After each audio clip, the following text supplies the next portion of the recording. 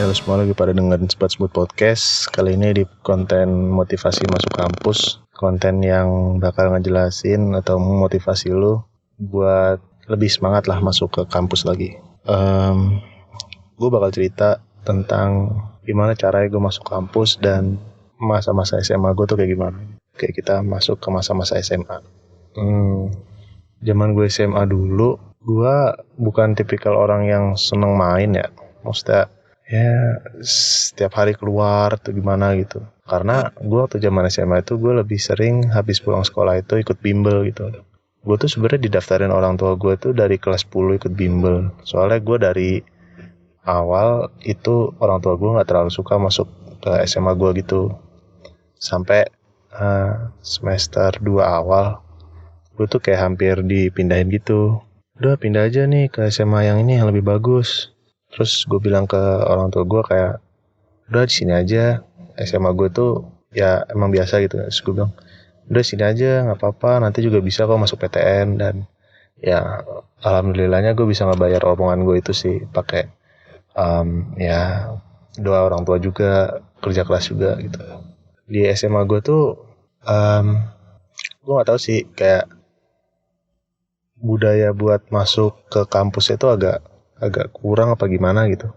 Soalnya kebanyakan emang daerah gue kan dekat-dekat sama daerah-daerah tentara ya. Ya lu tau lah.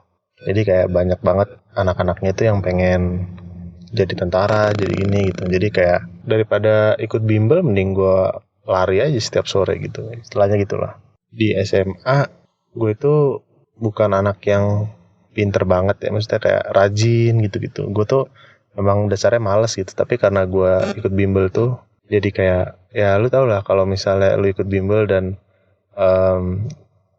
apa ya, lu lebih selangkah lebih maju gitu dibanding teman-teman lu. Tapi enggak juga sih, mungkin karena sekolah gue kali ya. Jadi kayak gue ikut bimbel, terus sekolah gue kan agak lama ya, maksudnya jadi gue belajar di bimbel duluan gitu daripada di sekolah gue. Beda cerita sama teman-teman gue yang ada di sekolah-sekolah bagus itu. Jadi kayak dia itu ikut bimbel buat ngejar ketertinggalannya gitu di sekolah gitu. Jadi kayak gue lebih dapat keuntungan di situ. Jadi gue di kelas tinggal ya ngeriwain. Terus ya gue udah lebih tahu lah kalau misalnya di sekolah gitu. Kalau ditanya motivasi gue masuk kampus, yang jelas orang tua ya. Ya nggak bisa dipungkiri juga gitu. Kalau misalnya lu masuk negeri itu lu bisa ngebantu perekonomian orang tua lu dengan lu masuk negeri. Mungkin biayanya nggak terlalu besar. Dan ya gue nggak tahu sih ini masih relevan apa enggak, tapi lu kalau masuk negeri itu lu bisa lebih mudah gitu dapat kerja gitu. Gue nggak tahu sih ini benar apa salah, mungkin bisa dikoreksi. Mungkin nggak mudah dapat kerja ya, tapi relasinya lebih mudah gitu ya. Mungkin itu sih keuntungannya. Sama kalau motivasi belajar gue zaman SMA tuh kayak lu tau kan zaman SMA cinta monyet, dan ya lu pengen lu suka sama orang dan lu mau dekat sama dia gitu. Nah kebetulan si orang yang gue suka waktu zaman SMA itu kan ya rankingnya ranking 1 gitu. Jadi kayak dia suka biologi, gue suka fisika, dan ya gue jadi sering suka ke rumahnya gitu, belajar bareng, apa-apa bareng. Terus dia jadi lebih nanya ke gue nanya dia ke biologi, dia nanya gue di fisika gitu. Jadi ya intensitas kita bertemu tuh jadi lebih bertambah gitu. Jadi kayak gue harus bisa nih buat jawab pertanyaan dia biar dia tuh nggak lari dari gue gitu, istilahnya gitu.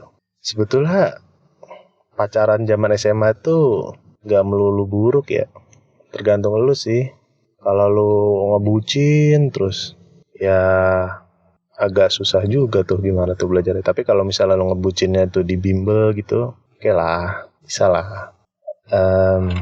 Zaman SMA tuh yang lagi hits tuh apa ya, game ya. Gue juga main game, tapi ya lo harus ngeimbangin porsi main game lu sama belajar gitu. Syukur kalau porsi belajar lu lebih besar daripada main game, karena kalau misalnya lu belajar terus adanya lu bakal stres gitu.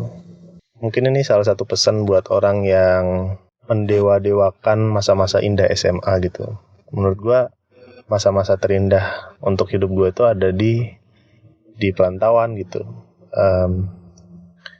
ya gue ngerantau, gue ke Surabaya, dan gue ketemu banyak orang di sana, orang-orang baru, orang-orang hebat juga dari sekolahnya masing-masing. Pengalaman baru, belajar mandiri secara have fun. Ya itu sih sebenarnya motivasi kenapa lu harus merantau atau lu harus masuk ke kampus-kampus yang oke lah gitu, apa yang lu mau gitu. Gue sekarang belajar di teknik fisika di ITS, udah semester akhir. Ya kalau lu tahu di ITS itu apa ya, bisa dibilang solidnya tuh solid banget gitu. Gue tinggal di kosan di Surabaya itu berempat, jadi kayak satu gedung gitu, ada 3 kamar. Lu bakal punya temen yang bisa nemenin lu 24/7 gitu. Asik sih, kayak kemana-mana bareng, apa bareng gitu.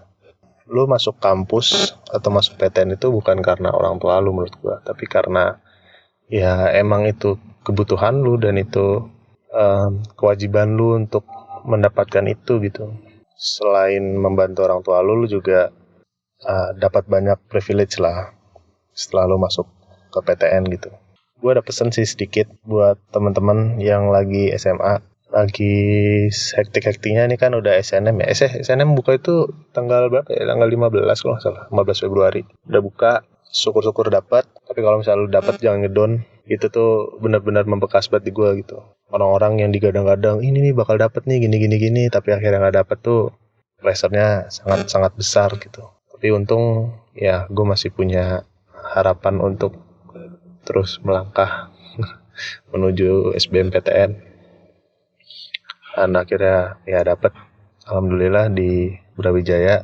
Terus gue nyoba mandiri di Undip sama UB sama ITS, dan gue akhirnya ngambil ITS.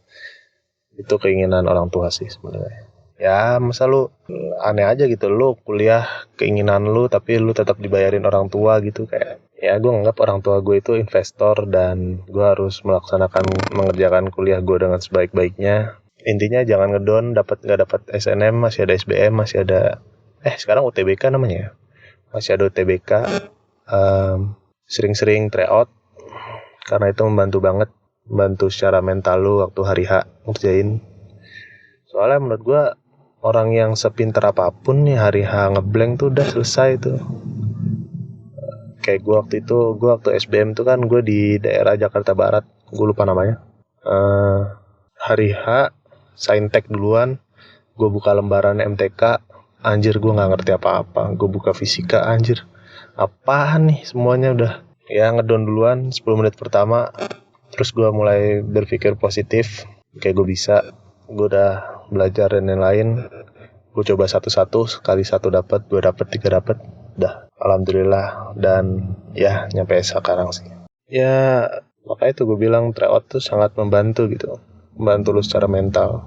Dan ya emang latihan terus itu emang menguji lu banget. Jangan patah semangat, jangan berhenti berdoa. Jangan apapun yang lu dapat nantinya itu adalah dari lu dan apa yang terbaik yang udah lu usahakan gitu. Emas di mana aja tuh bakal tetap emas, karena sejatinya emas tidak berkarat. Mungkin itu aja kali ya yang bisa gue sampein pengalaman gue SMA.